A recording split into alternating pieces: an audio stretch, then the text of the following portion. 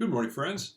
I'm glad you could join me today as we continue our Unfolding the Word studies. We're in 1 Kings, looking at the issue of discouragement, depression, through an example out of the life of Elijah. Today I'm going to pick up our reading as we've been looking at these verses the last couple of days, picking it up in verse 11. And God said, "Go out and stand in the mount before the Lord. And behold, the Lord passed by, and a great and strong wind tore the mountains and broke in pieces the rocks before the Lord. But the Lord was not in the wind. And after the wind, an earthquake, but the Lord was not in the earthquake. And after the earthquake, a fire, but the Lord was not in the fire. And after the fire, the sound of a low whisper.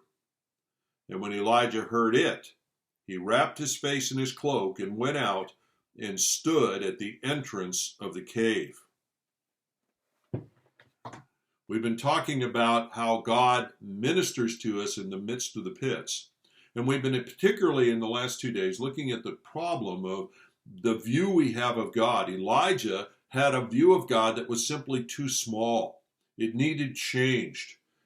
In Elijah's view, he expected that God, because God was powerful, was always going to be expressing that power according to a certain understanding of how that power should be expressed. He expected, in other words, for God to work like the mighty wind, dramatic. He expected God to work like the earthquake. But God doesn't always work in those ways. When those ways were not seen in the midst of the struggles in Israel, and were certainly not seen after the Mount Carmel episode, as now his life is being threatened by Jezebel. Because he wasn't seeing God work the way he was expecting God to work, he assumed God wasn't working, and God was no longer in control. And we saw already how God was beginning to correct this by helping him to recognize that while God certainly can be like the mighty wind, and his power is that great, he isn't always in the wind. He isn't always working in that fashion. And then, although God's power is like the power of an earthquake, and at times he does use that and will in fact shake the earth, he isn't always shaking the earth evidently in the midst of our circumstances. So let's continue to see what God is teaching us in this passage, teaching Elijah. The third example that God gives to Elijah in this perspective change process is this: after the earthquake, a fire, but God was not in the fire. Elijah's view is that my God, my powerful God, particularly after the Exodus 18 Mount Carmel episode, my God works like a fire. My God will operate in that fashion. My God is powerful, and he will burn out the enemy. He will burn out sin. He will burn out the obstacles and correct the circumstance I'm in. My God is powerful like fire. That's true. Firepower will always be his way of working. That's not true. You see how inadequate view of God, seeing what he's capable of, but not seeing the broader perspective on how he chooses always to work, can put us in a bad place. This was certainly the case for Elijah. Elijah had to be thinking, after the drama in the 18th chapter of 1 Kings on Mount Carmel, he had to be thinking that God, who has now shown his power with fire, miraculously done that, burned up the sacrifice in this unbelievably dramatic fashion. God was now going to be pouring out his firepower and burning away all that remained of Baal worship. Certainly, he was going to overturn the rule of Ahab and Jezebel in Israel. I've seen God do it here on the mountain. I'll see God do it down in the valley. God always works like a fire. My God is a fire. Our God is fire power. He isn't always choosing to express that, because as it puts it here, God was not in the wind. God was not in the earthquake. God was not in the fire. Meaning, obviously, he had the power to be in that, and at times he does that. But in not all cases is he in the fire. God is still powerful.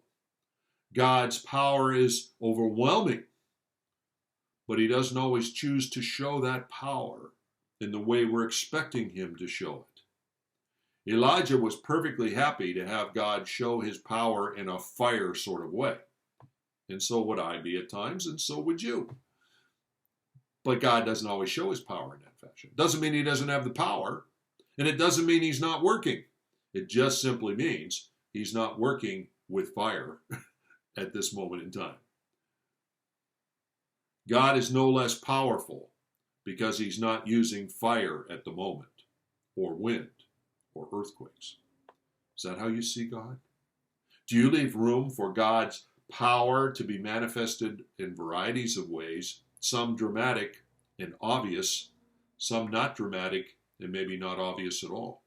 He's still powerful. In fact, God is always powerful. Nothing changes in God. He's always powerful, but doesn't always show and demonstrate the power in the way we're expecting him to do it. It's presumptuous to think that God will always show firepower in our life circumstances. And it's certainly false teaching to tell other people that they can expect God to work with firepower. But it's not false teaching to say that God's power can work like a fire at times. Do you see the difference? And so slowly, God is helping Elijah to recognize his problem was tied to an inadequate way of viewing God. God is powerful. He's correct in seeing him that way. He is not correct in assuming that God's power will always be seen in the mighty wind, in the awesome earthquake, and the purging fire. God may choose to use those expressions of his power, but he doesn't always. God was as much in control of circumstances that morning in the valley in front of the gates of Jezreel as he was the previous evening in the Mount Carmel episode where the power of God was demonstrated by the fire coming down. Do you see it?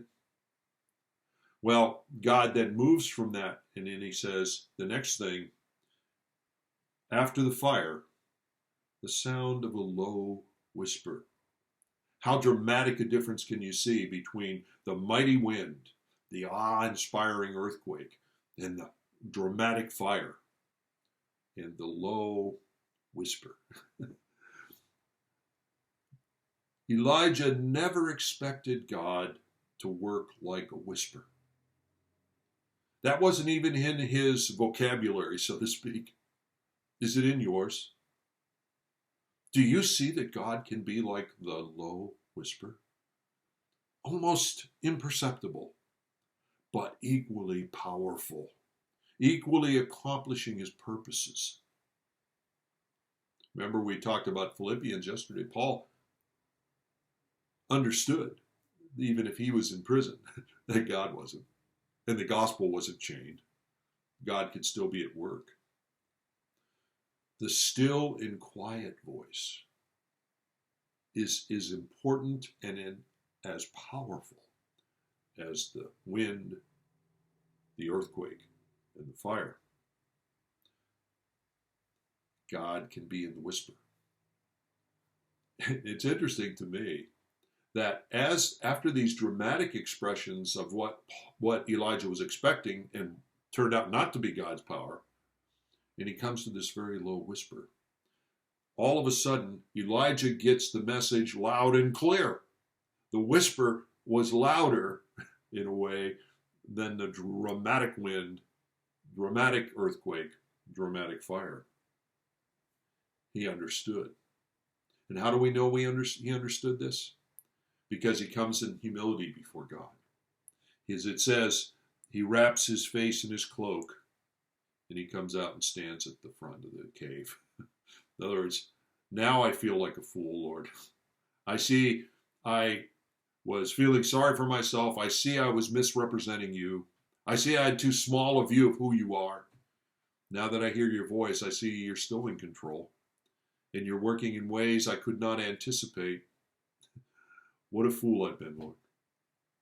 Help me to learn to trust you more. And he humbly comes out.